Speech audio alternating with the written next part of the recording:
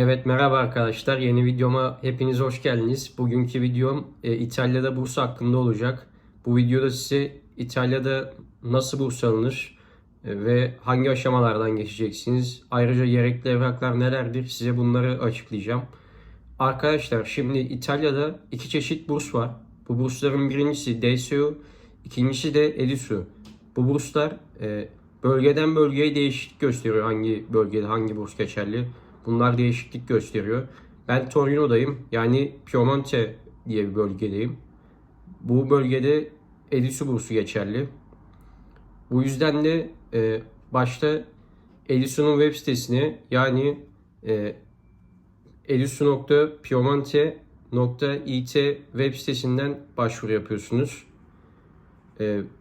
Bu siteden işte ilk başta burs kataloğunu takip etmeniz gerekiyor. Yaklaşık bir Haziran-Temmuz gibi açıklanıyor bu katalog ve çok detaylı bir sürü böyle maddeleri var.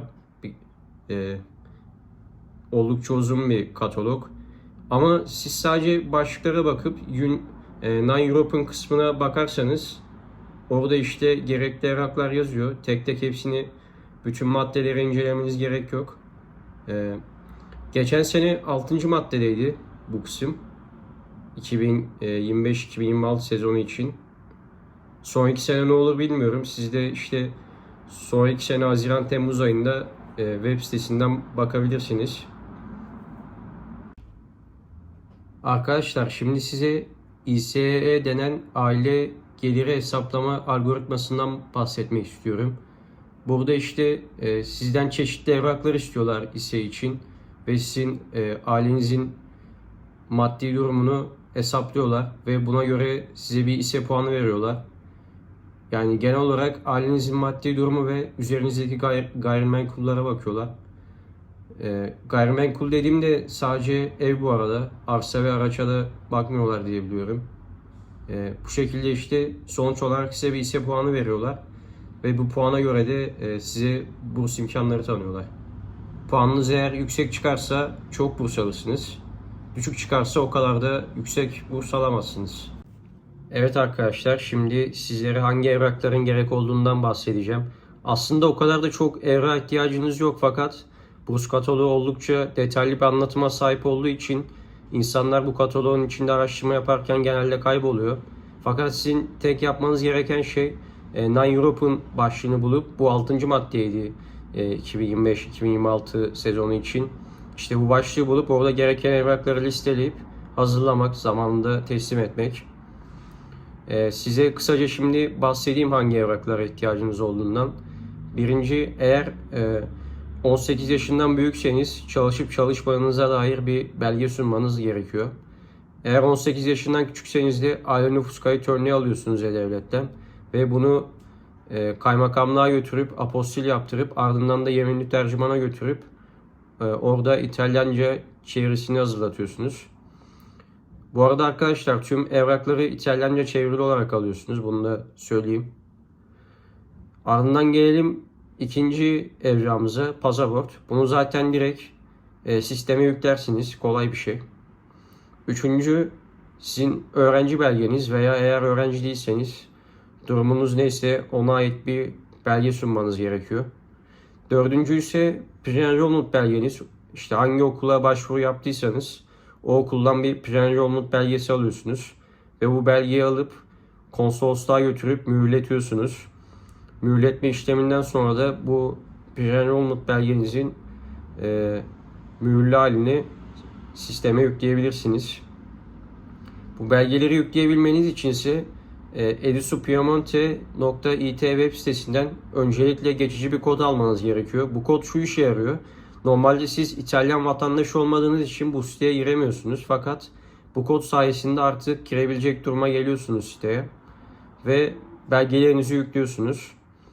Ardından belgelerinizi yükledikten sonra da size 5-6 sayfalık bir form çıkıyor karşınıza. Burada karşınıza çeşitli sorular soruyorlar. Ve bunları cevaplıyorsunuz.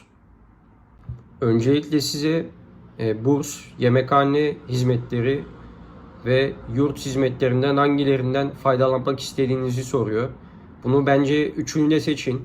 Belki üçünden birisi çıkabilir yani. Ardından da 5-6 sayfalık bir formu dolduruyorsunuz. Onu da tamamladıktan sonra da çıkış formu diye bir şey çıkıyor karşınıza. Bunu da işte print ediyorsunuz. Ardından imzalıyorsunuz ve taratıp tekrardan sisteme geri yüklüyorsunuz. Bu işlemleri tamamladıktan sonra da bir de ailenin gelirlerini beyan etmeniz gerekiyor. Aile üyelerinden 18 yaşından büyük kim varsa bu kişilerin gelirinin beyan edilmesi gerekiyor. Eğer gelirleri yoksa da gelirinin olmadığının ispatlanması gerekiyor. Arkadaşlar, ailede çalışan kişiler de çalıştığı yerden bir senelik maaş dökümü alması gerekiyor. Kaşe imzalı bir şekilde çalıştığı yerden bir senelik maaş dökümü alması gerekiyor. Eğer mesela 2026-2027 senesi için başvuracaksanız 2025'in tüm maaş dökümünü kaşe imzalı bir şekilde almanız gerekiyor. Fakat bu kadar yeterli değil. Bu aldığınız maaş dökümünü ticaret odasına götürüp onaylatmanız gerekiyor. Onaylattıktan sonra da bunu kaymakamlığa götürüp yeniden apostil yapmanız gerekiyor. Apostil yaptırdıktan sonra da bunu yine yeminli tercümana götürüp İtalyanca'ya çevirmeniz gerekiyor. Ve arkadaşlar, eğer anne babanız emekliyse bir de SGK'dan bunun da belgesini almanız gerekiyor. Bir emekli belgesi, emekli maaşı belgesi gibi. Bunu da yine apostil yaptırıyorsunuz ve İtalyanca olarak çeviriyorsunuz aynı şekilde. Evet arkadaşlar, şimdi sizlere tapu evraklarından bahsetmek istiyorum. Sizden sadece sahip olduğunuz gayrimenkul veya konutların tapusunu istiyorlar. Yani araç veya arsa tapusu göstermenize gerek yok.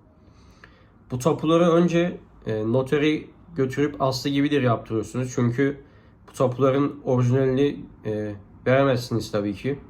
Ardından aslı gibidir yaptırdıktan sonra yine aynı işlem. Kaymakamlığa götürüp apostil yaptırıyorsunuz ve ondan sonra da yeminli tercümana götürüp İtalyanca'ya çevirtiyorsunuz bu evrakları. Ayrıca bir dipnotum var size. Bu kısım önemli. Tapuda metrekareyi de göstermeniz gerekiyor. Yani metrekareyi gösteren bir tapu belgesi de almanız gerekiyor. Bunu tapu dairelerinden alabilirsiniz. Ayrıca eğer öğrenci de 18 yaşından büyükse ve elinde bir gayrimenkul tapusu falan varsa bunu beyan etmek zorunda. Eğer yoksa olmadığını da beyan etmek zorunda. Evet arkadaşlar, benim şimdi size bir dipnotum daha var. Arkadaşlar, sponsorunuzun yıl sonu maaş dökümünü de göstermeniz gerekiyor burs başvurusunda.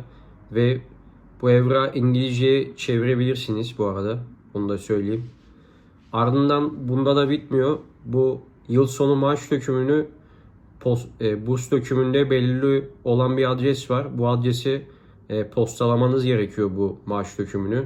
Biz ise postalamak için DHL'den faydalandık. Ve yaklaşık 2000 lira kadar bir para ödedik. 2 gün içinde de kargomuz ulaştı. Yani herhangi bir sorun yaşamadık. Memnun kaldık. Size de tavsiye edebilirim. Genel olarak burs hakkında söylemek istediğim şeyler bunlardı. Fakat bazı YouTube kanallarında burs almanın çok kolay ve garanti olduğuna dair videolar var. Bence bu videolara çok da itibar etmeyin. O kadar da kolay, basit bir iş değil yani burs almak. Öncelikle zaten çeşitli gelir skalaları var. Eğer mesela ailenizin yıllık geliri 0 ile 13 bin arasındaysa, 13 bin euro arasındaysa işte en iyi burs çıkıyor. En çok para gelen burs çıkıyor. 13 bin ile 21 bin arasındaysa ikinci seviye. 21 bin ile 28 bin arasındaysa üçüncü seviye burs. 28 bin ile 33 bin arasındaysa en düşük burs alıyorsunuz. Eğer 33 binin de üzerindeyse ailenizin yıllık geliri. Bu arada bunlar yıllık gelir dediğim anne babanın toplamı oluyor. Veya 18 yaşından büyük olan herkesin toplamı oluyor. Eğer 33 binin de üzerindeyse burs çıkma ihtimali yok size. Ayrıca eğer bir devlet kurumu veya kamu kurumunda çalışıyorsanız maaşınızı düşük gösteremezsiniz. Neyse onu gösterebilirsiniz yani. Ayrıca maaşınız 33 binin altında olsa bile sadece bunlar yetmiyor. gerekli evrakları doğru ve eksiksiz bir şekilde zamanında teslim etmeniz gerekiyor. Ayrıca şunu da söylemeyi unuttum. Eğer kirada oturuyorsanız kira kontratını ve yaptığınız ödemeleri belgeleyip bunu ardından da yeminli tercümanı İtalyanca'ya çevirtip sisteme yüklemeniz lazım. Ve eğer işte kirada oturmuyorsanız, tapunuz da yoksa, öğrenciyseniz, ailenizle yaşıyorsanız da tapunuzun olmadığını belgeliyorsunuz. Genel olarak bu kadardı.